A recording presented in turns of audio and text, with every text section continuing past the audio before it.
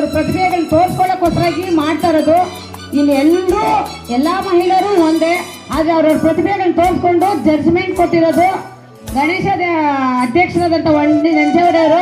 ಯಾರಾದರೂ ಅಕಸ್ಮಾತ್ ಏನಾದರೂ ಮನಸ್ಸಲ್ಲಿ ಏನಾದರೂ ತಪ್ಪುಗಳನ್ನು ಇಟ್ಕೊಂಡ್ರೆ ಅವ್ರು ಕ್ಷಮಿಸಬೇಕು. ಜೈ ಹಿಂದ್, ಜೈ ಕರ್ನಾಟಕ ಮಾತೆ.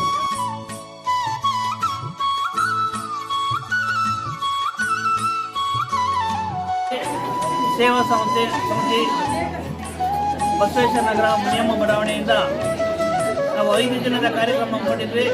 ಮೊದಲನೇ ದಿನ ಪ್ರಾಣ ಪ್ರತಿಷ್ಠಾಪನೆ, ತದನಂತರ ರಾತ್ರಿಗೆ ಭರತನಾಟ್ಯ ಕಾರ್ಯಕ್ರಮ, ನಂತರ 2ನೇ ದಿವಸ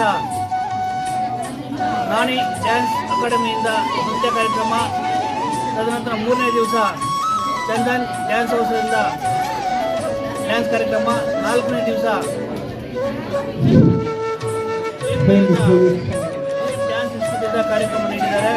ಅದಾದ ನಂತರ 5ನೇ ದಿವಸ ಇವತ್ತು ಬೆಳಗಿನ ಪೂಜೆ ಮುಗಿಸಿ ರಂಗೋಲಿ ಸ್ಪರ್ಧೆ, ಮ್ಯೂಸಿಕಲ್ ಚೇರ್ ಸ್ಪರ್ಧೆ, ಎಲ್ಲ ಹೆಣ್ಮಕ್ಳಿಗೂ ರಂಗೋಲಿ ಸ್ಪರ್ಧೆ ಏರ್ಪಡಿಸಿ ನಮ್ಮ ಏರಿಯಾದಲ್ಲಿ ತುಂಬ ವಿಜೃಂಭಣೆಯಿಂದ ಈ ಬಾರಿ ಕಾರ್ಯಕ್ರಮವನ್ನು ಆಚರಿಸಿದ್ದೇವೆ. ಅದಾದ ನಂತರ ಈಗ ಅಡುಗೆ ಒಡೆಯ ಕಾರ್ಯಕ್ರಮ ಯುವಕರಿಂದ ಕಾರ್ಯಕ್ರಮ ಹಮ್ಮಿಕೊಂಡಿದ್ದಾರೆ. ಇದಾದ ನಂತರ ಯುವಕರು ಕೂಡ ಮ್ಯೂಸಿಕಲ್ ಚೇರ್ ಕಾರ್ಯಕ್ರಮ ಹಮ್ಮಿಕೊಂಡಿದ್ರು.